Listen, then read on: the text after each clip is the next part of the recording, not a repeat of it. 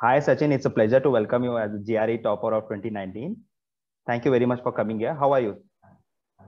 Hi, Siddhan. Thank you so much for having me. I'm good. How are you doing? I'm good. And yes, so Sachin, why don't you introduce yourself to our viewers, like what you're currently doing and other things?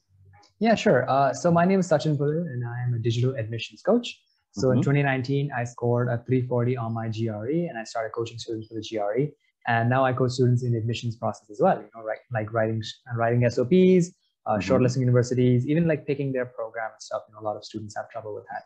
So that's what I do. I am a digital admissions coach. We have our website where we have blogs on like all the different types of admissions process and different programs available. On our Instagram. We have just basically posts on each type of degree, like construction management or psychology or computer science. We have like guides on each degree, things that how students can pick those degrees and how they can apply specializations and all that. And then I also conduct free webinars where I teach students how to prepare for the GRE, how to write their SOP and all that. And I have a YouTube channel where I answer a lot of common questions that I get asked from students, like how do I switch into a computer science-based degree? How do I apply with a 3-year bachelor's degree? And yeah, there's a lot of confusion in the study abroad process. So my goal is to just make that a lot easier for students around the world. Yes, I've seen that you've been giving live webinars, and in Zoom, in LinkedIn, you are very much active and giving all those guidance. That's really great. So Sachin, I would like to I would like you to answer this question, that before starting the preparation of GRE or GMAT, but what one should consider, why one should do masters? How should one think of this? I mean, I can talk a little bit about the reason why I chose to do a master's and kind of like the benefits that a master's can offer. Like for me, I graduated from Amrita Bangalore in 2018. And I knew probably at some point I was going to do a master's. There's a lot of family pressure and stuff, right? So yes. I knew probably I was going to do it at some point, but I didn't know which degree I was going to do it. I was going to take which degree I was going to pursue, or specialization, which country, and all that. So I was kind of lost. And I was working at Dassault Systems for a while as an R&D engineer, and I realized that. And after working there for a while, I kind of saw the career path ahead of me, and I realized that I don't really want to follow this career path. Like this is not the career path for me. I want to kind of have a different career path. And that's why I decided, okay, like a master's degree would be really beneficial for me, because I wanted to, have a role where I would be a little bit more active in any kind of company that I would join. And I want to specialize in a particular field. I didn't want to be like a general engineer. So that's why I picked robotics to specialize in my master's degree, right? So a master's program can offer you a lot of benefits, like just from from what you're studying, you can specialize in, like I said, you can specialize, become a special type of engineer, or like STEM student, whatever you want to do, you can specialize. On top of that, earning like a master's degree also makes you eligible for roles that specifically require a master's degree. So there might be a salary hike as well. So getting a master's degree can also be a stepping stone to getting into, let's say, if you want to get into like a really good PhD program or a really good MBA program, then doing a master's first can offer you a lot of advantages in terms of the kind of research you get, the kind of exposure you get, networking, the kind of skills you gain, and the platform on which you can launch the rest of your career. So there's a lot of advantages when it comes to master's degree. The higher salary, the more specialized job, the more value you hold in the whole employment game. And for a lot of people, it's also about switching fields. I get a lot of people that are from civil mechanical background. They hate those backgrounds, and they want to get into some place where they can have like a more lucrative job. So they were like, okay, I want to switch into computer science. So master's degree can also allow you to switch into different fields. I have like a computer science student who doesn't like computer science and he wants to switch into management and so on. Yes. There's a lot of reasons to do a master's degree. So you just have to sort of find one that fits for you, and then pursue it. Yeah. Yes, I think you pretty much covered everything, why one should do masters or why one should consider doing one thing. And the next question that arises is, how should one choose between GRE or GMAT? How can one filter this option? Right. So one sort of misconception is that the GMAT is the only exam for the MBA, and GRE is not for the MBA. That's not true anymore. Maybe in the past it was true, but nowadays nearly all MBA programs accept the GMAT. So for test takers, this gives you the burden of freedom or the burden of choice, because now you have a choice between these two starting pay, right? So one thing is, if you're not really sure about the MBA, like GMAT can mainly only be used for business school. Okay? So it's not really for master's itself. So if you're not really sure about business school, you're sort of considering it, but you're not 100% sure. Okay, I definitely want an MBA, definitely want master's of management. Then you can take the GRE because the GRE opens up a lot of options. So if you want to switch to like a master's degree and not like an MBA degree, then you've already taken one exam. You don't have to switch. Right? If you took the GMAT for MBA and then one day you decided I don't want to do the MBA, I want to do a different degree, then you take the GRE again. So if you take the GRE, if you're sort of more open to like what degree you want, then the GRE is definitely beneficial that way. Okay. Another thing is that if you are a little bit weak in quant, that means if you haven't done math in undergrad, or maybe you're just generally not someone who's good at math, then GMAT quant is considered a little bit more difficult than GRE quant. So you might want to consider picking the GRE instead, right? Besides that, I mean, mainly it's these two things. It's the quant difference and the choice. Like, so with GRE, you have more options available to you than the GMAT. Yes. So any reason or any one reason that I would, or sorry, any one argument that I would give in the favor of GMAT over GRE is if someone is 100% sure about their MBA program, they only want the MBA program, and they've also found that their target universities only accept the GMAT and not the GRE. Nowadays there's only a few universities that don't consider the GRE. Most of them will consider the GRE. But if their target universities are like solely like, okay, we only want the GMAT, only then would you say, okay, I'm definitely going to take the GMAT. Otherwise, you sort of have to think, okay, which one is going to be better for you in terms of what you're good at and so on. But my final tip, if you want to pick an exam and both options are available to you, take a practice test in both. Right? Whichever one you have a higher percentile score in, go with that one because that's your stronger base and you can build a stronger score from that strong base. Yes. So you mean if one is confused between both the exams, one should always pick the one which can give you a broader perspective on the both sides. Yeah. So it depends, like based on whatever I told you earlier. Like if you're open to any kind of degree, you're not really sure. That means you have chances of taking both examinations, right? So take a practice test. Figure out whichever one you're stronger at, and then take that test. Okay, that's really great. And one question which is I personally wanted you to ask: does a 340 on 350 give you a direct ticket to the top Ivy Leagues, or there are some other procedures also which come into the consideration? No, unfortunately, life is not that easy. So you cannot get a 340 and get a direct ticket into an Ivy League or like a top university. The GRE is just one element of the application process. It's one of the many elements. It is an important element, but regardless, it is one element. So even if you're one that particular element is really good, you have to maximize the rest of your profile as well in order to get into a good university. That GRE score is going to show universities that, hey, you are someone with academic capability to succeed in the rigor of the program and stuff. However, there are other elements that also come into place: your SOP, your projects, research, GPA.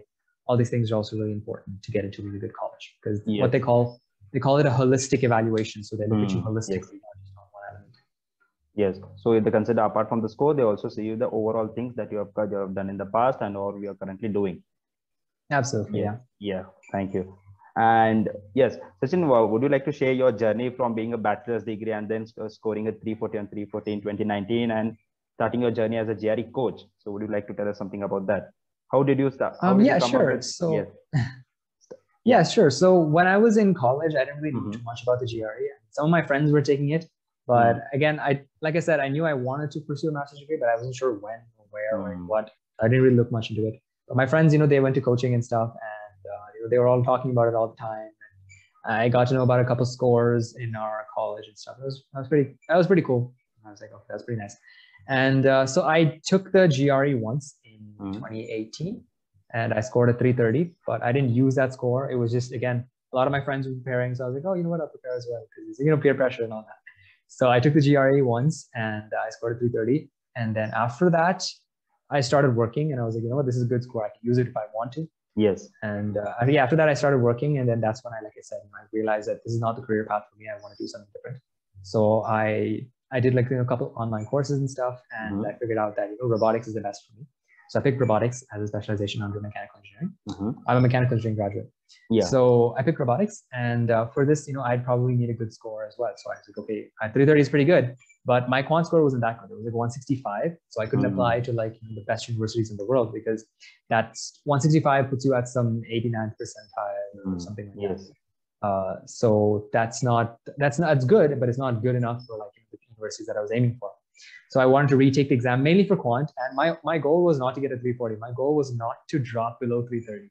Okay, because it'd be really embarrassing if you study again and then you don't get a higher score than last time, right? You get another 330, you get a 331, and that'd be really embarrassing. I was not aiming for a perfect score. I wanted a higher quant score, I wanted it closer to 170, 169 or something. That would have been good for me. And I also didn't want my verbal score to drop. So that's a big thing. I didn't want the score to drop. And a lot of practice tests, I was really close. I was scoring like 326, 328 and stuff, and I started getting worried.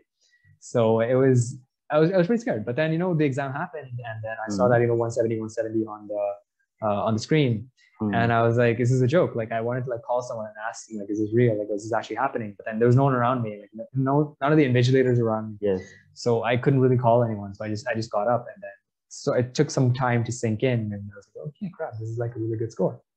And so after that, I didn't start coaching for another couple months at least. More than a year, I would say. I think a little more than a year. No, a little less than a year. How did you get started? Like on the coaching thing? Yeah. So I realized that, when I was talking to my friends, when I told them about my score, they're like, oh, wow, that's amazing. And they started, they asked me, okay, look, what did you do? And I told them, okay, so this is what I did. This is how I studied. This is how long I studied for. This is my preparation plan. These are the resources that I use. These are the strategies that I followed. This is how I wrote my AAA essays. This is how I prepared for quant. These are my vocabulary sources for verbal. This is how I sort of learned the logic for verbal questions and everything. And they were kind of surprised because their coaching centers and stuff didn't really teach them. So I realized that I had something to offer that not a lot of other institutions might offer. Right. So I wanted to offer like a different set of strategies, different set of preparation plans and stuff. Even I looked up some preparation plans and stuff by popular coaching centers and GRE institutes and stuff. And they didn't look that great to me. At least they were sort of assuming that every student is equal. They would allocate like, say, 2 weeks to reading comprehension, but not every student is equal. Some students will be really good at reading comprehension and some will absolutely suck. So you need to create like a preparation plan that's flexible and can work for each type of student, while also having some kind of logic in that preparation plan. So I realized that I could actually offer some great information here. So I decided to become a coach. I started coaching students. I created like some online courses and then took free webinars and then tried to tell people, hey, I have online courses. If you want to join, you can. And a lot of people joined and people started liking it, and then it just started growing into like a bigger thing. And I moved forward into admissions coaching as well, SOP writing, shortlisting, letters of recommendation, and all of that. But yeah, that's what I do now. Yeah, that's really nice. I've gone through your website. It's really nice. The guidance which you provide to all the students regarding everything, it's really great. So one thing, Sachin, I would like to add, if all the students want to reach out to you, want to seek guidance from you, so what are the resources what are the channels which through they can contact you? They can DM us on Instagram. So we're pretty active on Instagram, but I'm not the one that handles our Instagram. We have like a student coach who is pretty knowledgeable on his own, and he will help you out with a lot of basic questions. If they want to reach me directly, they can just send me an email. Like, go to my website, sachinpullil.com, and then go to contact, and there's like a contact form there. You just have to type in your question, and I always respond. So yeah, I guess email is the best way through my website. Okay. Yes, that's really great. So Sachin, what are the academic advantages that one receives while studying the masters, or whether it might be masters in technical side, or whether it is the masters in the management side? What do you mean by academic advantages exactly? Like the opportunities, like compared to just having a bachelor's degree, or compared to doing it in India versus abroad? Yes, abroad versus India. That what are the academic as well as in terms of education, as well as the opportunities that you receive abroad that some lack here in India? Yeah, there's a huge difference between doing a master's degree in India versus doing it abroad, right? And the biggest difference is obviously cost, right? So it's much cheaper to do a master's degree in India versus doing it abroad. Like, I think even the most expensive degree in India would be much cheaper than a US degree, right? So obviously the cost is the biggest difference.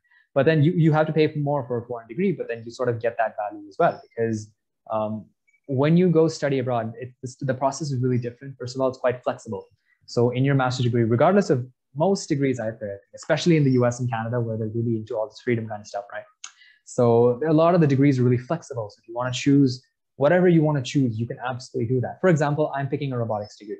Right? So if I was to take a robotics degree in India, it'd be a little bit more of like a rigid structure. So I would have to choose, I would be given a little bit of choice, but not a lot. Whereas if I take a robotics degree in the US, and with my current robotics degree, I can choose to move into the more computer science side of robotics. So looking at, perception, machine learning, AI, and all that. I can also choose to go into the more electronic side of robotics, and with the embedded systems side, and take a bunch of courses there.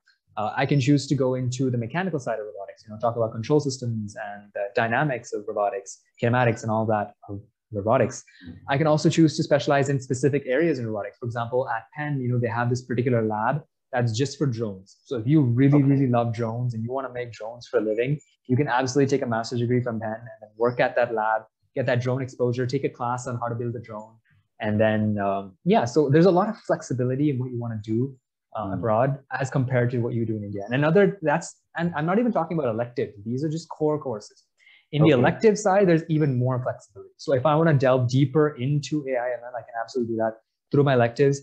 Another advantage with my particular course at Penn is that I can take business courses from Wharton, right? So Wharton Business School, like it's like a big name, right? So as a master's student at the University of Pennsylvania, I have access to courses taught by Wharton professors.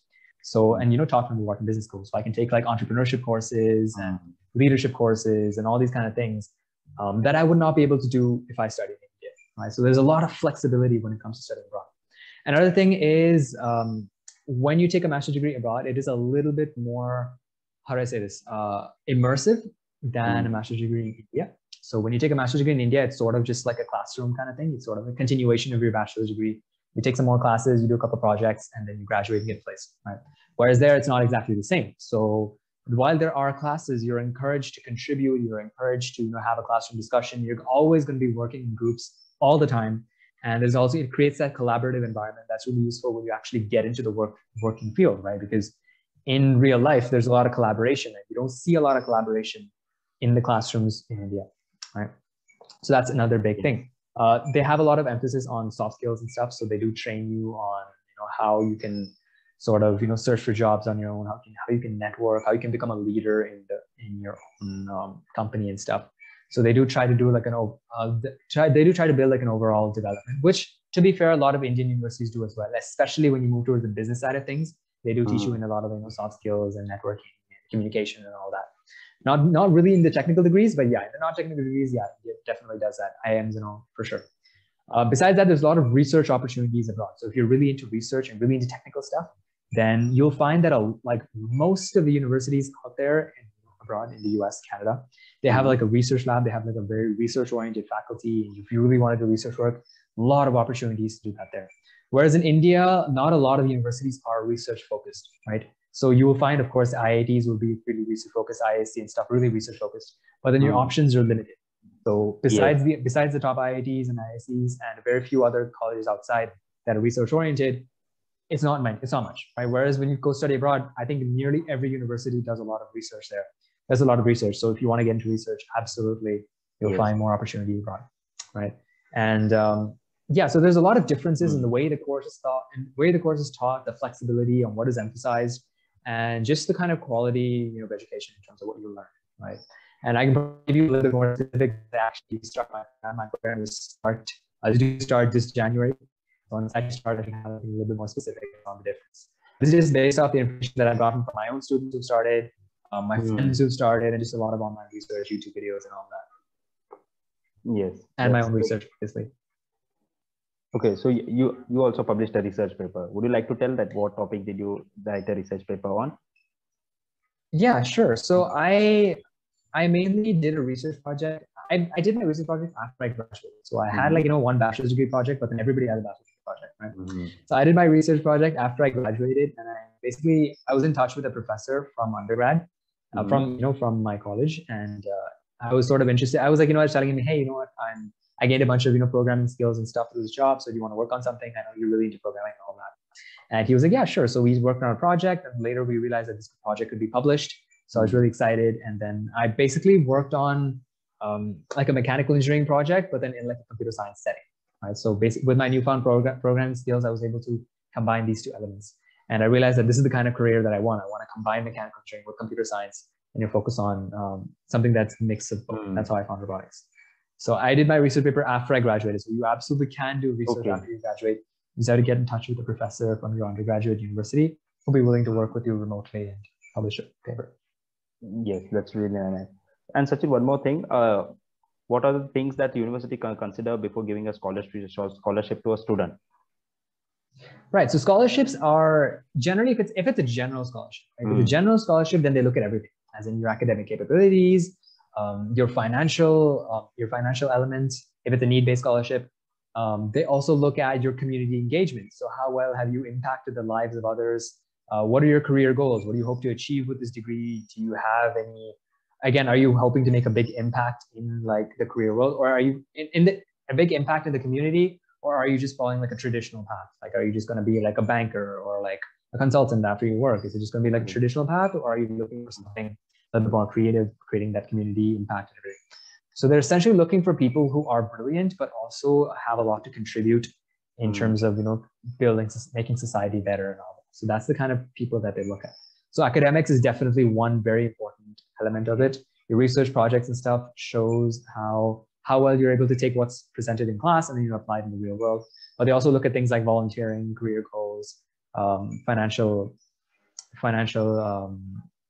state, Yes. and yeah, a lot of these other things. So it's I would say it's even more holistic evaluation than the college admissions process, which tends to be a little bit more skewed towards the academic side of things rather than volunteering. Okay, that's really great. So what is the role of research paper for masters, Sachin? That you have mentioned many times that research is very important and that one should do even after the undergrad, you can do it. So how important is it to do research to get a master's? I think it depends on, again, the degree that you're applying to. Right? So it can vary from like extremely important to not important at all. So for example, if you're applying to a PhD program, then it's absolutely critical that you have a couple of publications. I would say at least 2, like, good quality publications if you want to get into like a good program, because they're really looking for research. They're not really looking for students in a PhD program. They're more looking for like researchers that they can hire and then fully fund the program. And then in the end, like, award a PhD. So they're really looking for research in a PhD program. In an MBA program, they don't care at all. So it's kind of worthless. Nice to have, but again, they don't really care. In a master's by research program, again, having research papers are going to be helpful. That's not absolutely necessary. You don't need to have research work to apply for a research-based master's. But if you have it, then that's really nice. So that is going to hold some weight. In a master's, in a non-research-based master's, which is like also known as a non-thesis-based master's, you don't really need a research paper. But the thing is, I would always recommend that students get some research work, because it's sort of like having a project, but given a stamp of approval by professors, in the country or around the world, right? So basically, you've done a project on your own or with professors in a group or whatever, and then other professors have said like, hey, this is a good quality project. It helps move science forward. It has some, ingenuity, innovation, and all that. So it looks really good on your profile. So compared to like, research works versus like a regular project, research work is going to win out, because again, there's a lot of more effort that goes into it. There's a lot of more quality in a research paper as compared to like a regular project. So yeah, that's kind of the weight. So again, having strong research work or project work is going to be really important. Shows how well you've taken what you learned in class, applied into the real world. Yes, that's really nice. And the other question that comes in my mind, that many of us have a thinking that legal documents are a very tedious procedure while applying to the masters or the colleges. So how to educate ourselves in it? And there are many study abroad institutions that act as a helping hand to the students. So what is your take on this? Or should one take a help of the study abroad institutes, or that one can do it by himself? Okay, so I'll answer your first question first, which is, like what are the legal documents and stuff that you really need? It's actually not that complicated. First, the only real main big document that you need is a passport, right? So you need a passport to apply. You need a passport to write the GRE. I'm not sure about TOEFL or IELTS, but you need a passport for the GRE for sure. So you need to apply for a passport. That's the first step, right? Besides that, when you actually apply to college, there's not a lot, right? They look for your resume. They ask for, obviously, I'm not sure if they ask for a passport copy. I think they do. You have to upload it, obviously. And they ask for transcripts. So you have to get the transcript from your university. Either, like a physical copy if they want it, or like an online copy is enough. But besides that, there's not a lot of documentation that really goes into this. There's not a lot of bunch of complicated forms. It's not like filing your taxes. So it's not a tedious filing your taxes? No. If you've ever tried filing your taxes, it's a huge pain. But it's not like filing your taxes. It's just some simple stuff that you need to upload. It's not that complicated at all. So no, it's not very complicated. When you apply for the visa, it becomes a little bit more complex, because there's a form that you can fill out and all that. But again, when you apply for a visa, the university will help you out a little bit. If it's a good university and they have like, for example, at my university, they assign us an immigration officer to sort of help us with the visa process, ask any questions to them if we want to. In other universities, they don't always do that. So it really depends on the university. So having that officer will really help out a lot. But otherwise, it's not really like a very tedious process. You can figure it out on your own. In terms of education consultancies, I think there are pros and cons, right? One pro is that if you are someone with a lack of time, and you don't have the time to either, do the research on how to build a good profile, how to apply to college really well, or if you just don't have the time to do the application, you know how it works, but you don't have the time to do the application yourself. And in that particular case, education consultancy can really help you out. Also, if you are someone who finds this way too complex, you just don't want to do that research and figure it out yourself, again, education consultancies will really help out there, right? Besides that, if you are someone with the time to do it yourself and you have the ability, and if you are someone who can, traverse through this application admission process yourself, and you're confident in yourself, then yeah, you can apply on your own. I applied on my own. I did not go to a consultancy. So yes, it is a little bit more complex. Obviously, when someone just tells you everything, what to do step by step, is a lot easier. When you do figure it out on your own, it's a little bit more complex. So yeah, if you want to do it on your own, you absolutely can. You don't need a consultancy. Consultancies are there to help if you don't have the time, or if you just can't figure it out and you want to go for these consultancies, right? A lot of pros and cons in terms of consultancy itself, because again, it is quite expensive, but they do help out a lot. But also, if the quality of the consultancy, like if they're not doing such a great job, then of course your application will be impacted. So, I mean, I've had some students had some success with it. I've had some students also not have a lot of success with it. So really case by case. What we essentially do is we have like courses that sort of teach students how to apply on their own. So they're like, it's cheaper than going to an actual consultancy, having them do everything for you. But on top of that, you have just, one source where you can just learn everything from us, and then you can just do it on your own. So you basically get all the knowledge and all the control of doing it on your own as well, right? One huge disadvantage I would say of going to a consultancy is that you kind of miss out on the fun of the process, because the process is really fun. Writing your SOP, shortlisting universities, doing a lot of research, speaking to university students. It's a really fun process. I really enjoyed that 6 months or so that I did that. So you really miss out on that when you go to a consultancy, because they'll just take care of everything for you. You miss out on how exciting it is to follow this process. Yes. Okay. So, Sachin, what is the right time to start for GRE or GMAT preparation? Right time, I think I can tell you what is the latest time you should take it by. So obviously, anytime before that is perfect, right? So if you're planning a fall intake, try to take it the previous September and max. So what I mean by that is, if you're applying fall 2025, okay, then you should take your GRE by the end of September 2024. Right. Okay. The reason why is because for fall 2025, your deadlines, like for top universities like MIT, Stanford, and stuff, these guys are going to have deadlines in December 2024. So if you take your GRE by the end of September 2024, you get October, November to SOP, shortlist, LOR, all that kind of other stuff, and then submit your applications by December 2024 for the fall 2025 intake. Right. So that's the date for that for fall. And again, you can take it anytime before that. It's totally up to you. So yeah, as long as it's by the end of September. Right. So it depends on your earliest deadline. So that's assuming that your earliest deadline is in December 2024, but that's not always the case. If you apply to say Europe or Australia, where they have much more liberal deadlines, some fall 2025 deadlines will sometimes be in like March 2025 and stuff. So then you have a lot of time, right? Which means you can take your GRE by December 2024. So it really depends on the country, but generally, if you want to be on the safe side, the previous September is the best time to take it. Right. Okay. For spring intake, the previous, I would say end of June, like mid-July is good. For example, if you're planning to spring 2025, then mid-July 2024 is max by when you should take your GRE, GMAT, TOEFL, IELTS, everything. So that, because deadlines will be August and September 2024. So that gives you about a month and a half or 2 months to prepare for all these things. So I would say not even max mid-July. I would say like end of June is probably the best time. If you want to stretch it to mid-July, you can. But I'd say end of June is like an ideal time for spring 2025. Okay, that's really great. So one last question, Sachin, what is the profile that matters? In terms of any points that one should consider? I'm sorry to interrupt. What are the points that one should consider to build their profile for masters?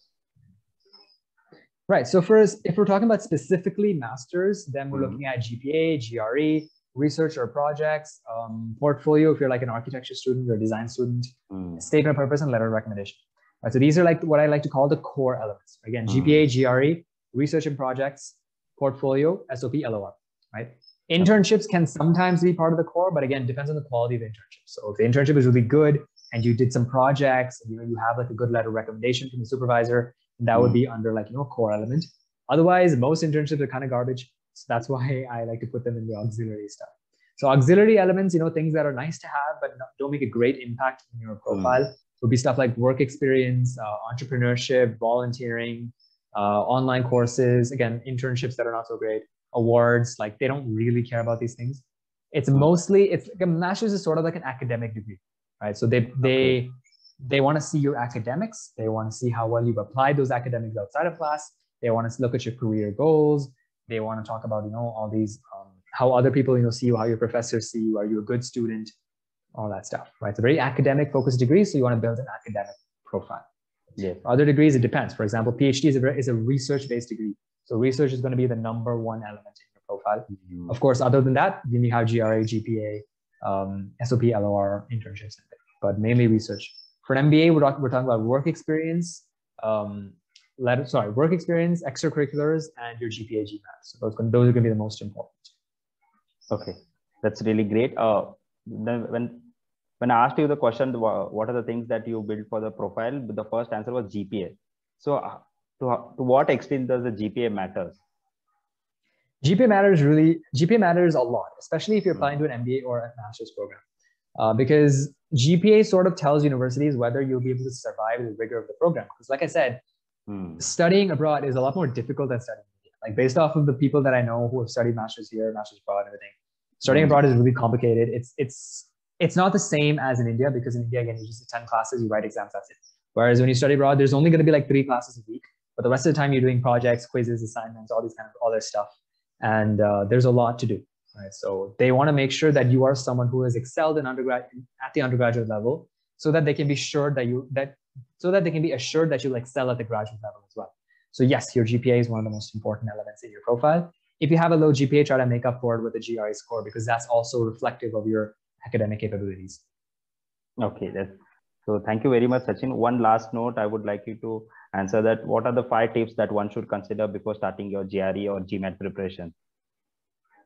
Okay, so we're talking about preparing for the examination. I would say give yourself enough time, right? I have a lot of students that come to me like, okay, I have 3 weeks. I want to get 325. Right now I'm at 280. Can you give me 45 points in 3 weeks? Like, no, that's not happening, right? So you need to give yourself the time. Give yourself the time to be able to build that foundation, go through all the strategies, practice a lot of questions, inculcate all the techniques so that you know to apply them when you see the question and all that. All this takes time. So I would recommend my recommended time is 3 to 4 months of preparation. So that's the first step, is to give yourself that time. 3 to 4 months. Do yourself that favor. Don't rush the exam. Yeah, do not rush the examination, because that's not a good idea. Second tip that I have for your students, it would be, it depends on how much time they have. So if they have a lot of time, let's say you're planning to take the GRE, say 6 months from now or 1 year from now, you can still start your preparation even without textbooks, right? So you don't have to even do questions. What I would recommend is, if you are someone who does not have the greatest English language skills, start reading articles and stuff. So when you start reading articles, you sort of get used to the high level English that are used, in journalistic articles and stuff. And that'll sort of prepare you for the GRE examination, so that when you face GRE verbal, you're not going to have a tough time, because you would have already read at that level earlier and you would be used to that level. So that helps quite a lot, right? So focus on that. Read books, read articles, all these things can really help you out when you start your GRE preparation. Right? So that's the second thing that I would recommend. Third thing that I would recommend is you want to try to take a practice test even before you start, because that helps you sort of set realistic goals, helps you understand where you're currently at, right? So if you have always heard that 320 is like an excellent score, and you always want to aim for 320, but then you take a practice test and you end up with like a 270 without studying, then you know that to reach that 320, it's probably not going to take 3 months. You're going to need 6 months or even longer to reach that kind of level, right? Whereas again, if you've heard 320 is such a great score and everything, and then you take a practice test and your score is say 315, right? Then 320 is going to be very achievable. So then I would say even raise your target even higher. Go for like a 330, right? Because you're already at 315. Within 3 or 4 months, you should be able to reach close to a 330, right? So understanding your base score is very important in figuring out how long you need to study for and what is a realistic goal for you. And if you want to raise your goal or decrease your goal slightly, then again, taking that practice test before you start studying is very important, right? Let's see. So that's, again, that would be my third tip. My fourth tip I would recommend is that you take the language exams before. So you have to take an IELTS or TOEFL exam before you start your GRE.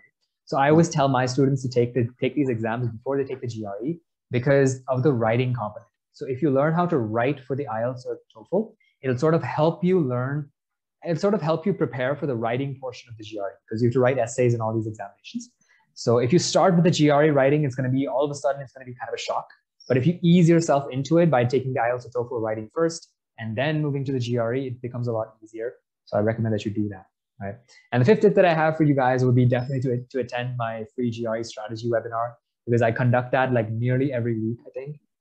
So, you know, you get like a bunch of free strategies and you can definitely use them in your preparation. So I try to focus on like, you know, actionable tips that people can use after they leave the webinar. So yeah, definitely attend the webinar. It's like a free session, and yeah, you learn a lot from there as well. Yeah. Yeah, it was great. Thank you very much, Sachin. Thank you very much for coming on a very short notice. It was really great talking to you. I'm sure many of the students have been benefited or have got a little clear image of how to get started and all the other things that they should be knowing. So thank you, Sachin. It was really great talking to you.